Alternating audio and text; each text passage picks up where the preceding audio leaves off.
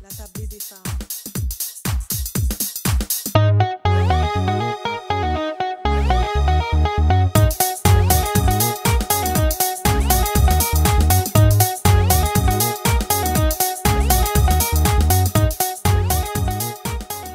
Bonsoir, bienvenue à la table des femmes.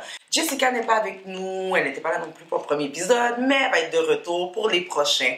Entre-temps, on a quand même les autres membres de la table des femmes et une invitée. Donc on a Berthe. Bonjour. Berthe qui est table des femmes, point de vue des hommes. Tamar, vous connaissez. Hello. Et notre très chère invitée spéciale, Winnie J. Bienvenue à la table des femmes. Bienvenue. Merci beaucoup de me recevoir. C'est un plaisir. Donc, le sujet d'aujourd'hui, c'est connaître son histoire. Est-ce important? Qu'est-ce que vous pensez de ce sujet? C'est une grosse question. C'est une question profonde. Je risque peut-être de donner une réponse cliché, mais comme on dit souvent ou comme on entend souvent, pour savoir où on va, il faut savoir d'où l'on vient. Alors, ton histoire, c'est ton ADN, c'est ton empreinte, c'est ça qui va, c'est ce qui a été fait par le passé, ce qui explique le présent, qui va déterminer comment va être le futur. Alors, ça a comme un interlien. Yes! Okay. J'aime bien cette réponse, Tamar. Bravo! Oui, approuve. On est bon. Après ça, qu'est-ce que tu veux dire de plus? Merci tout le monde! À la prochaine! Je peux pas rien dire de plus que ça. Mais pour moi, c'est super important l'histoire. Ben, je peux pas rajouter plus que ce qu'elle a dit. C'était tellement beau pour de vrai. C'est bien dit. Ouais, c'est exactement la même chose pour moi. Et toi, Winnie? Oh, wow. Moi, est-ce que connaître son histoire, c'est important? Bien sûr. Là, je vais rebondir. Oui, c'est très important, en fait. Et très souvent, lorsqu'on parle d'histoire, on a tendance à croire qu'on parle automatiquement de l'histoire de son pays, l'histoire de sa ville, l'histoire... Mais pourtant, l'histoire, ça commence avant même notre naissance. Ça peut être l'histoire de notre famille. Donc, on part du micro vers le macro. Qui suis-je? Tu veux faire un don de sang, tu dois savoir ta famille, c'est quoi tes antécédents. Tout ça, c'est ton histoire, en fait. Pourquoi quand je me mets sur ce côté-là, je me gratte la tête avec ce doigt-là? Oh, t'as une tante qui fait la même chose. Ah, ben ça, c'est ton histoire aussi. C'est pas pour rien que les enfants adoptés, ils veulent toujours savoir c'est qui leurs parents. En fait, c'est ça, c'est qui je suis, d'où est-ce que je viens. C'est ça, notre histoire aussi. C'est ton identité. Et tu vois, des fois aussi, les enfants qui sont adoptés, des fois, ils ont des crises identitaires. Parce qu'ils ne se voient pas dans leurs parents adoptifs. Puis c'est triste parce que des fois, ils sont frustrés, ils ne veulent pas frustrer leurs parents, fait qu'ils ne veulent pas aller chercher des informations. Mais là, si tu vois en grandissant les lacunes, puis que tu vois que le jeune commence à dire, tu sais, je suis qui, qu'est-ce que je fais? Puis c'est là que les comportements commencent à, des fois, aller vers d'autres comportements négatifs qu'on ne veut pas. Mais c'est une question, existentielle, en fait. L'être humain s'est toujours demandé qui suis-je, d'où est-ce que je viens et où est-ce que je m'en vais. Ça fait partie de nous, en fait. Et si tu ne connais pas ton histoire, ben là, tu tombes dans une crise identitaire. Exact. Tu tombes dans cette polémique-là, où tu te demandes d'où est-ce que je viens, d'où est-ce que je sors, où est-ce que je m'en vais, qu'est-ce que je fais. Là, tu n'as pas de base, tu n'as rien de solide. Exactement. Ben moi, Winnie, moi j'ai une question, ça m'amène à te poser la question, ben, qu'est-ce qui t'a amené à animer des ateliers sur l'histoire des Noirs? Ouais. Qu'est-ce qui m'a amené à animer des ateliers sur l'histoire? Je déteste qu'on dise l'histoire des Noirs. Parle des Noirs. Non. On est en train de s'éduquer là. Éduquez-nous, Winnie. C'est un problème. Comme si il y avait l'histoire avec un H et il y avait l'histoire des Noirs. Il y a l'histoire de l'humanité. L'histoire des Noirs, c'est l'histoire de tout le monde, en fait. Déjà qu'on sait que la vie commence en Afrique, la civilisation a pris naissance en Afrique, l'écriture a pris naissance en Afrique, et on pourrait continuer comme ça encore. En Afrique! Donc, l'histoire des Noirs, c'est vraiment l'histoire de l'humanité. Très souvent, les gens me posent la question, pourquoi l'histoire des Noirs? Je me dis, mais si je m'intéresse à tel pays d'Afrique, puis il y a eu un lien avec le Portugal, avec la France, bon, automatiquement, je dois m'intéresser à l'histoire de la France et du Portugal aussi. Donc, pour revenir à ta question, en fait, ce qui m'a amené à m'intéresser à l'histoire des Noirs, c'est l'insomnie. C'est l'insomnie. Donc, il y a quelques années, je souffrais d'insomnie. Et la nuit, on n'était pas encore rendu à l'époque où il y avait Netflix, où tu pouvais écouter des séries toute la nuit. Quand ton chemin était terminé, il fallait attendre 90 minutes. Donc, je me suis mis à la lecture. Back in the day, là, vous avez ça, là. Go way back. Jamais loin. Fait que je faisais beaucoup de lectures la nuit. Et à un moment donné, j'en ai parlé à un ami. Salut Wanji. J'en ai parlé à un ami. Je lui disais comme ça, oui, je m'intéresse beaucoup à l'Afrique de l'Ouest. J'ai lu plusieurs livres dessus. Ok. 2 ans plus tard, un groupe de promoteurs me contacte. Et eux, ils voulaient faire des conférences, des conférences populaires. C'est-à-dire, c'est pas les conférences qu'on a habitué de rester assis pendant des heures et puis quelqu'un te lance plein d'informations. C'est dans un langage très populaire, facile d'accès. Et ils m'ont dit, ben écoute, Wanji nous a dit que tu te connaissais sur l'Afrique de l'Ouest. Est-ce que tu voudrais être notre première conférencière? Parce que c'est la première fois qu'il lançait ça, en fait. Et j'étais comme, hey, Wanji, mais ça fait 2 ans que je lui ai dit que je lisais des livres sur l'Afrique de l'Ouest. Et en 2017, janvier 2017, je me suis retrouvée à faire des conférences comme ça, alors que je faisais jamais ça auparavant. Et depuis, je me suis jamais arrêtée. Conférences, ateliers, un peu partout. Donc, l'insomnie. L'insomnie. Ça amène des belles choses, finalement. Le malheur des uns fait le bonheur des autres. Wow, Winnie, après tout ce que tu as dit, est-ce que tu crois que c'est important de connaître sa culture? En fait, connaître sa culture permet de se développer en tant qu'individu. Absolument. C'est relié, en fait. Quand tu sais qui tu es, ben là, tu ne marches pas la tête baissée. Surtout nos jeunes. Nos jeunes, ils sont dans un pays qui n'est pas le leur. Et il y a tellement de stigmates, tellement de stéréotypes sur eux. Lorsqu'ils ouvrent la télé, c'est juste des choses négatives. Donc, si en plus, ils ne savent pas qui ils sont, que leurs parents ne font pas leur travail, que sa communauté ne fait pas son travail, parce que oui, la communauté a une responsabilité envers chaque individu qui en fait partie, ben, ça devient un problème pour ce jeune-là. Il a besoin de savoir son histoire.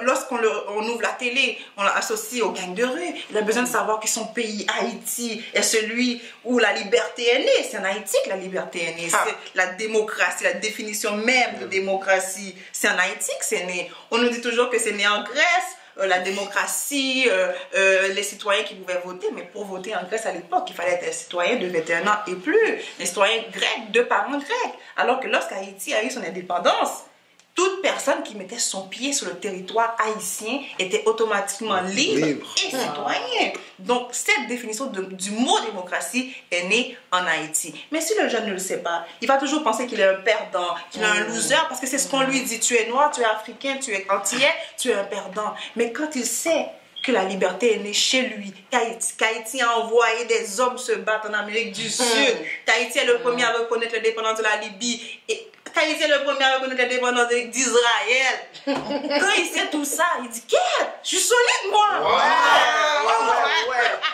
Exactement. Donc, Tu viens d'une lignée, là. C'est ça. Tu viens d'une lignée de guerriers. Mais c'est tellement important ce que tu dis parce que moi, je me rappelle, nos parents, moi, à la maison, ils n'avaient pas le temps de nous inculquer. C'est par petites brides qu'ils nous donnaient un petit peu des morceaux de l'histoire. Puis tu sais, moi, dans ce temps-là, j'habitais un peu à Saint-Michel. Dans ce temps-là, à Saint-Michel, il y avait la maison d'Haïti. Des fois, j'allais à la maison d'Haïti prendre un peu d'histoire. Mais c'était par là des petits contes, Boukima Lise, des petites affaires de même. Mais si c'était pas de ma communauté, en fait, qui était là pour me donner un peu des brides de cette histoire-là, malgré que après, quand je suis devenu plus vieux, c'est là que j'ai été chercher, j'ai été gratté pour savoir, connaître mon histoire. Mais si c'était pas de ça, je te dis, ça aurait été difficile. Là. Puis j'avais cette espèce de crise identitaire-là, où quand j'ai été en Haïti, on me reconnaissait pas comme Haïtien. Quand je suis au Québec, on me reconnaît pas comme Québécois. Je suis qui? Exactement, tu es dans une crise identitaire. Oui. Fait que là, où est-ce que tu as besoin d'aller chercher ton histoire pour pouvoir t'ancrer, pour pouvoir te répondre aussi aux attaques. Parce que moi, automatiquement, quelqu'un me disait « Hey, sale nègre, moi, je voulais casser sa gueule. » Tu comprends ce que je veux dire? Ben, parce que j'avais pas quoi répondre à ça. Mais quand tu vas chercher ton histoire, là, maintenant, tu peux répondre aux personnes, aux attaques qu'on te lance. Tu comprends? C'est ça. Moi, je pense que c'est vraiment important ce que tu viens de dire. Là, c'est... Waouh. Waouh. Pendant qu'on parle de tout ça, il y a une de nos auditrices qui m'a envoyé un message puis qu'elle voulait qu'on aborde le sujet. OK? Fait que je vais vous lire ça très rapidement. Donc, une de nos auditrices, une femme blanche, c'est important que je le précise, donne son opinion en disant qu'elle trouve que depuis les dernières années, il y a beaucoup de Black Power Movement sur les réseaux sociaux qui publient des fake news sur la culture. Elle envoie un exemple d'une image du Black Friday où nous pouvons observer des esclaves noirs qui sont vendus à bas prix par des hommes blancs. Elle nomme que lorsqu'elle veut se prononcer sur ce fake news, elle se fait insulter par des membres de la communauté. Elle nous demande d'aborder le sujet. Que pensez-vous de l'observation de cette femme? Moi, de mon côté, je veux dire avant de vous laisser parler, c'est que elle a le droit, comme que je dis, d'avoir son opinion, de penser, exemple, qu'il y a des fake news et de vouloir dénoncer le fake news. Par contre, il faut que tu viennes avec des arguments. Il faut que tu viennes avec la vérité. Tu ne peux pas arriver, exemple, un peuple qui a été opprimé pendant des années et puis tu fais juste dire, ça, c'est pas vrai. Ça se peut que ça soit pas vrai. Mais au moins, viens avec l'information. Parce qu'en tant que personne d'une autre culture, d'une autre nationalité, c'est souvent mal pris. C'est comme un juif qu'on va dire Hitler a jamais existé. Ou que, tu sais, il n'y a pas eu toutes les tueries au niveau des juifs. Donc, est-ce que tu vas juste arriver et tu vas dire ça? Tu vas être obligé de montrer les preuves. Alors, c'est le même principe qui fait que je pense des fois, il y a des gens qui sont juste frustrés de dire, hey, toi, comme la femme blanche qui n'est pas dans notre communauté, pourquoi tu viens me dire ça? Tu sais, on dirait que ça aurait mieux passé si quelqu'un de la même culture. En tout cas, moi, c'est ce que je pense. Il faudrait s'informer avant de donner des informations. Pour ça, puis pour beaucoup de choses aussi, beaucoup d'autres sujets aussi. Moi, je pense qu'il faut faire attention de la façon qu'on amène l'information. Je pense que tout peut se dire, tout dépendant de la façon dont on le dit, tu comprends? Puis je pense que si on l'amène comme il faut, ben, les gens vont le recevoir. Il faut comprendre que ça fait 200 ans qu'on sort de l'esclavage. Il y a des séquelles encore qui sont restées. Les séquelles sont encore très, très lourdes par rapport à ça. Donc, quand on vient toucher un sujet qui est aussi sensible, il faut le prendre avec doigté. Il faut faire attention de comment on l'amène puis comment on le prend. Puis je pense que peut-être c'est ça, c'est le doigté, comment elle l'utilise, dans la façon qu'elle va l'amener, de juste dire que c'est pas vrai. Puis aussi, je pense qu'il faut qu'on vérifie nos sources. Tu sais, moi, quand j'ai regardé la première fois la vidéo, je pensais que c'était vrai. Je pensais qu'on vendait des esclaves sur le marché le vendredi à prix modique. Fait que, tu sais, il faut aller chercher dans les sources, il faut aller chercher les bonnes informations. C'est important de vérifier nos sources pour pas désinformer les gens. Exactement. Exactement. Qu'est-ce que t'en penses, notamment? Écoute, vous avez vraiment bien résumé, bien dit. Ah, bon, moi j'attends la réponse de Miss. Ça m'intéresse de savoir qu'est-ce que tu penses de ça. Non, mais je trouve vos réponses sont vraiment très intéressantes, en fait.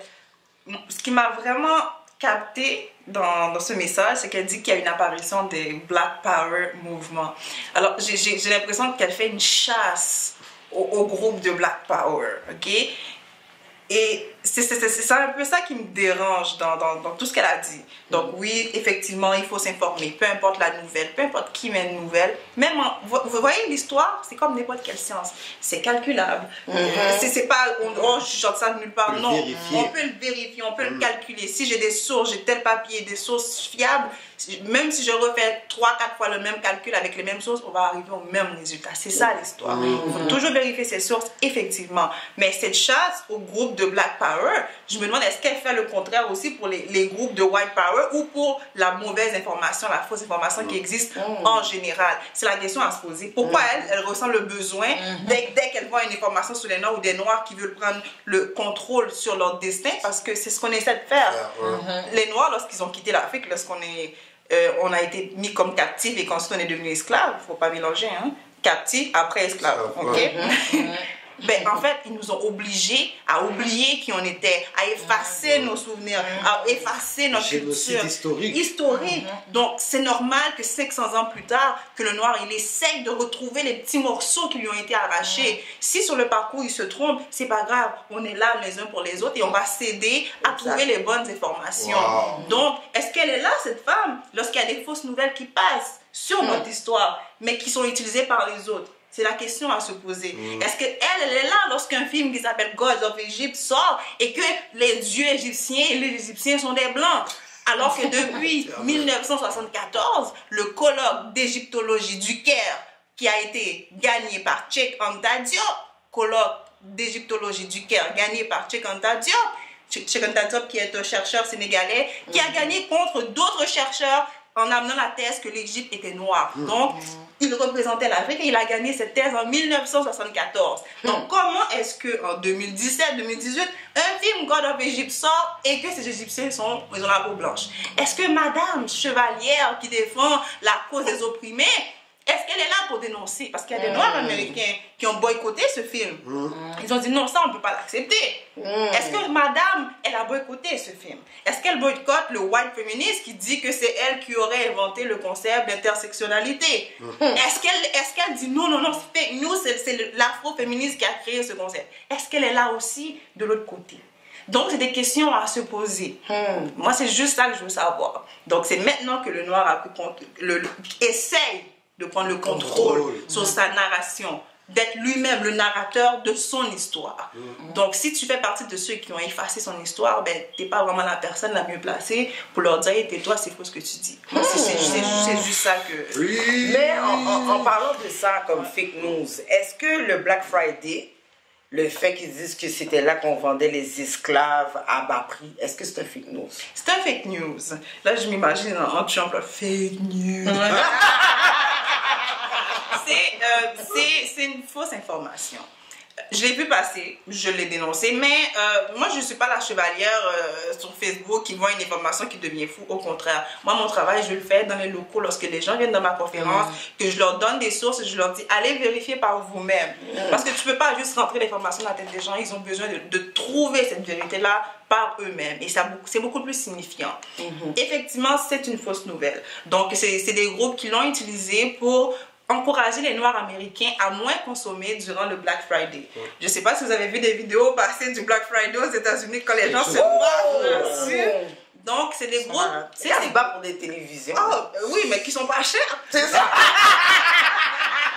Le reste de la est trop. Donc, en fait, pour encourager les Noirs américains à cesser d'autant consommer ailleurs et de consommer entre eux, ben, c'est des nouvelles comme ça qui sont sorties. Je l'ai vu passer, j'en ai parlé un petit peu. Et il faut comprendre qu'en fait, c'était à longueur d'année que les esclaves étaient vendus. Donc, de croire que c'était vraiment juste au mois de novembre, à la... Thanksgiving, que c'est à Thanksgiving, oui. C'est juste à ce moment-là qu'il y avait quelques esclaves qui n'étaient pas vendus et qu'on mettait à prix réduit. C'est faux, c'est réduire la souffrance de nos ancêtres parce que des bateaux, il y en entrait et il y en sortait à chaque jour. L'océan Atlantique, c'était l'autoroute. Les bateaux se croisaient comme ça. Oh, comment ça va? Qu'est-ce qui se passe en France? Oh, c'est comme ça qu'ils se croisaient en fait. Donc, c'était à longueur d'année que des hommes et des femmes qui avaient été blessés lorsqu'ils se sont fait capturer ou qui avaient été violés, maganés durant le trajet de 3 mois, à longueur d'année. Ben elle, là, on va pas la perdre, elle est quand même fertile, même si on l'a coupé un bras pour la capturer, mais on va quand même la mettre à bas prix, à longueur d'année. Donc, lorsqu'on connaît son histoire, on ne laisse pas les gens venir rabaisser ou même réduire la souffrance de nos ancêtres parce qu'on sait par où ils sont passés. Wow, c'est vraiment important. Pour conclure, ok, dans l'époque qu'on vit présentement, puis on vient de parler de fake news et des gens qui ne connaissent pas leur histoire, qui connaissent l'histoire, comment on fait pour aller chercher notre histoire? Comment on fait pour s'informer, pour s'aider en tant qu'individu à se développer? Je pense que ça commence par aller dans les livres, bibliothèques. Bon, on commence déjà ici, la librairie Racine, déjà là, plein de livres qui parlent de notre histoire, de nos ancêtres, du passé, du présent et du futur. Alors ça commence par ici, librairie Racine. À partir de l'histoire, puis comme elle a dit sur Internet, il y a quand même des sources quand même fiables sur le net. Aussi d'aller vraiment, là on rentre dans le mode d'histoire des Noirs. Alors il y a plein d'activités. S'il y en a qui sont intéressés, juste dormir... moins niaiseux, plus allumé, plus conscient de son histoire pour pouvoir peut-être mieux attaquer, mieux répondre aux attaques. Oui, ça serait l'occasion de justement se retrouver parmi ceux qui, parmi les autres de notre communauté qui offrent des activités, des formations, d'échanges, de connaissances, socialité, justement de ça. Merci mon ami, pour vraiment connaître un peu plus d'où on vient. Mais moi je pense que il faut qu'on connaisse notre histoire pour nous solidifier, pour être des appuis, pour être des, comment on dit en créole, des poteaux mitants pour la société, pour les gens avec qui on est. Je pense que c'est pour ça qu'on fait ce travail-là. Je pense que c'est pour ça qu'on parle de ces sujets-là, pour susciter des questionnements, pour susciter que les gens en parlent. Tu comprends? Je veux dire, parce que c'est ça, c'est comme ça, c'est en parlant de l'histoire, c'est en allant chercher de la documentation, que les gens vont commencer à être intéressés. Parce que c'est comme ça, c'est susciter un petit sparkle dans la tête des gens pour qu'ils soient intéressés à l'histoire. Puis aller chercher un premier livre, un deuxième livre, puis aller chercher un peu sur Internet, vérifier nos sources. Faut pas oublier, là. Exactement. Puis tu sais, de grandir à travers ça, parce que je pense que ça nous donne du pouvoir, ça nous donne du panache, ça nous donne de la force aussi pour affronter tous les jours ce qu'on vit, tous les jours, parce qu'on le sait, être noir, c'est pas facile, mais on a de la force, on est un peuple qui est fort, puis on va toujours continuer à avancer à travers toutes les péripéties qu'on voit. Mais en connaissant notre histoire, ça nous donne cette force-là. Yes, on vient de loin. Moi, je pense qu'on devrait prendre des informations à Winnie parce qu'elle fait des ateliers sur l'histoire. Donc, puis vous voyez comment qu'elle parle. C'est incroyable tout ce qu'elle connaît, la connaissance. Donc, moi, je pense que ça, c'est un moyen de connaître son histoire. En tant que moi, puis je vais laisser Winnie terminer avec ses informations puis comment qu'elle pense. J'espère que tu t'encourages. Voilà. En fait, je vous dirais de vivre votre histoire. Un peu tout ce que vous avez dit. D'aller dans des spectacles, d'aller entendre un frère chanter, puis sentir cette vibration qui vous prend du slam. Quelqu'un qui récite un slam, puis ça vient vous chercher. D'être ensemble, parce que on est maintenant au moment de la réconciliation. Wow. Et on a été brisé, les liens de confiance. On dit souvent, on peut pas se faire confiance, on peut pas s'aider. Moi, ça fait pas du tout partie de ma réalité. Regardez, on est à Racine, puis je travaille toujours avec Gabriela Quinte. Les gens autour de moi, je sens beaucoup d'amour. Pourquoi? Parce que j'ai laissé les miens me montrer qui ils étaient réellement. Et je crois que c'est quelque chose qu'on gagnerait tous à gagner. Donc, c'est normal que tu te méfies de ton frère. C'est, bah, moi, je vais pas dans les affaires de noir. Vas-y, rencontre des gens. Ouais. Tout le monde va pas être gentil. Parce que dans la vie, on n'est pas tous gentils. gentil, Mais c'est là que tu vas te dire, hey, je me sens bien. Pourquoi je me sens bien comme ça? Ouh, après la conférence, j'ai mangé un bon riz. Après, là, je me suis sentie bien. Si tu es en train de vivre ton histoire, tu vois ta soeur, oh, c'est beau tes cheveux. Tu sens cet amour sincère, etc. Ben, c'est ça, vivre son histoire. Allez vivre votre histoire. Sortez dehors, rencontrez des gens qui vous ressemblent. Vivez votre histoire. Ouvrez un livre. Si vous n'aimez pas les livres, il y a aussi des CD de livres que vous pouvez juste écouter là, avec vos beats là-bas, Dre, là, vous êtes cool. Reste la parole d'apprendre votre histoire. Okay? Juste ouvrez-vous. Parlez aussi aux gens de votre famille. C'est fou, hein? Parlez aux gens de votre famille. Qui Ta mère, ton père, qu'est-ce que vous avez fait? Les tontons, les tantes, les grands-parents, c'est eux qui ont l'histoire. T'es qui, maman? T'es qui? Apprends ton histoire, ta famille, qui suis-je? Et tu vas être étonné parce que les ancêtres sont à travers nous. Ils reviennent tout comme nous aussi, on va revenir. Donc, vivez votre histoire, soyez votre histoire. C'est ce que je dirais comme ça. Je dis pour président. Je fais ça tous les jours. Pardon, le code compétent qu'arrivé. Écoute, Winnie, écoute, j'aimerais ça que tu prennes le temps de nous dire où est-ce qu'on peut te trouver sur les réseaux sociaux. Mais d'accord. Tout d'abord, sur Facebook, ma page c'est Miss Winnie J, comme jeudi. Miss Winnie J. Pas G. Ok. Sur Facebook, je mets des vidéos. Sinon, il y a aussi mon YouTube que je vais travailler là-dessus. Donc, j'ai besoin d'un petit support. Ok, like and share. On est là, la famille des femmes. La même chose, c'est Miss Winnie J. Je donne des cours. Tout le mois de février s'en vient. J'aurai plein de conférences qui s'en viennent. On va être là. Oh oui, nous là.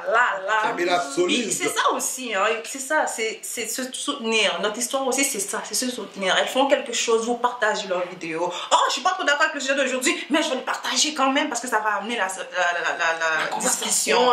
C'est ça l'amour. L'amour, c'est ça. Oh, Gabriela à la librairie, je vais venir en voir, je vais acheter un livre, je vais acheter un tableau. C'est ça, c'est comme ça qu'on devient plus fort. Quand on dit l'union fait la force, c'est pas facile, non? Mais il faut l'appliquer à tous les jours. Donc, sur les réseaux sociaux, vous allez me trouver Miss Winnie J, les conférences. Vous n'allez rien manquer sur Miss Winnie J, je mets tout dessus.